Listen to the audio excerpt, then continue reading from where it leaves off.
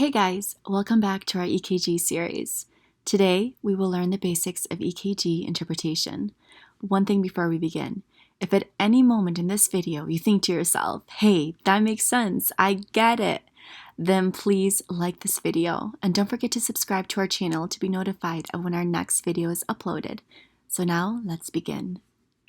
You probably are aware that the picture shown is that of an EKG wave.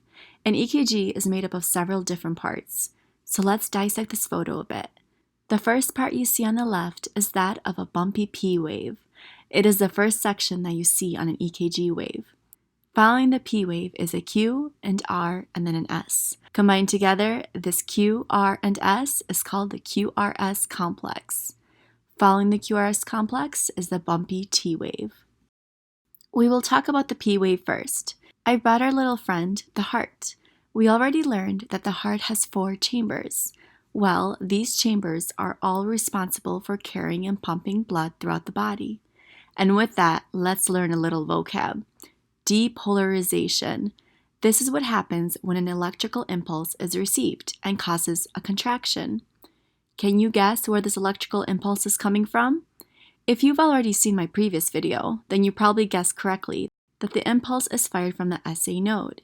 So, the SA node fires, an electrical impulse is sent, and then atrial depolarization occurs. There is one thing I want you to make sure you're aware of, so listen carefully to this. Even though the SA node is responsible for depolarization and the SA node is located in the right atrium, depolarization not only occurs in the right atrium, but also the left atrium.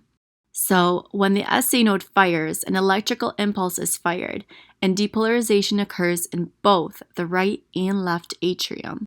Our next question now is, what does this depolarization do to the right and left atria? Depolarization causes contraction. And what does contraction of the atria do? Think of contraction as squeezing.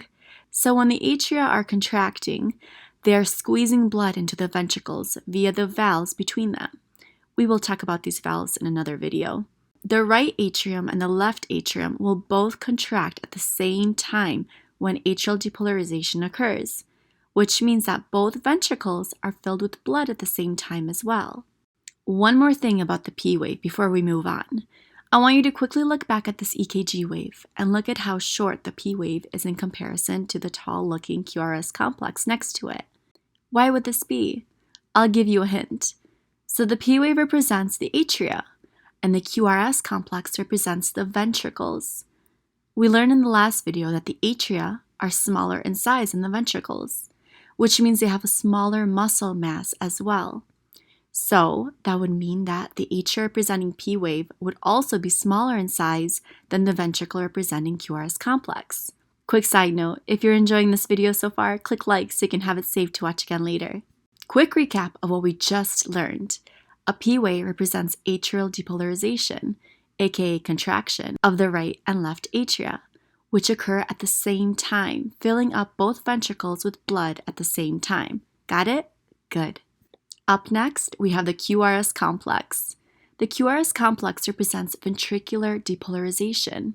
This is similar to what we just learned about atrial depolarization. But instead of the atria contracting, ventricular depolarization causes contraction of the, you guessed it, the ventricles. One thing I want to touch on quickly, but which I will be going much more in depth in another video, is the pumping action of the heart. During atrial depolarization, the atria are pumping blood into the ventricles. During ventricular depolarization, the ventricles are pumping blood out of the heart. Up next on our EKG wave, the T wave. And now that we have learned about depolarization, it's time to learn about repolarization. We learned that depolarization causes a contraction. So what could repolarization cause other than relaxation of muscle, specifically ventricular muscle relaxation? A T wave represents the relaxation of the ventricular muscles.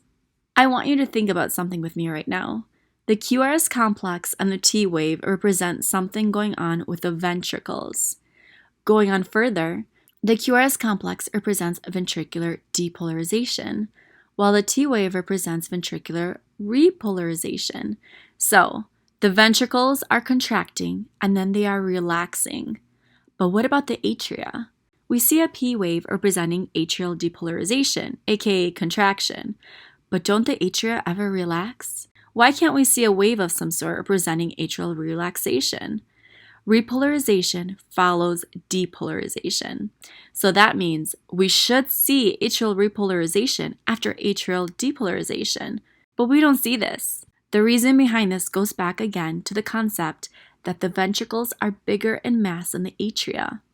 And this is why the QRS complex looks much bigger than the P wave. And this is also why we don't see any sort of wave representing atrial repolarization, because the QRS complex is blocking it. Atrial relaxation is found within the area of the QRS complex. And that's that, just in case you were wondering. Last quick review with this concept, folks. We start the wave with a P wave, which represents the depolarization of the right and left atrium. This depolarization causes the atria to contract and push blood into the ventricles right below them. After the atria have contracted, it is time for them to relax. Atrial repolarization, however, occurs at the same time as ventricular depolarization. Because they occur at the same time, we only see ventricular depolarization on the wave since the ventricles are bigger than the atria. When the ventricles depolarize, they are contracting and pushing blood out of the heart.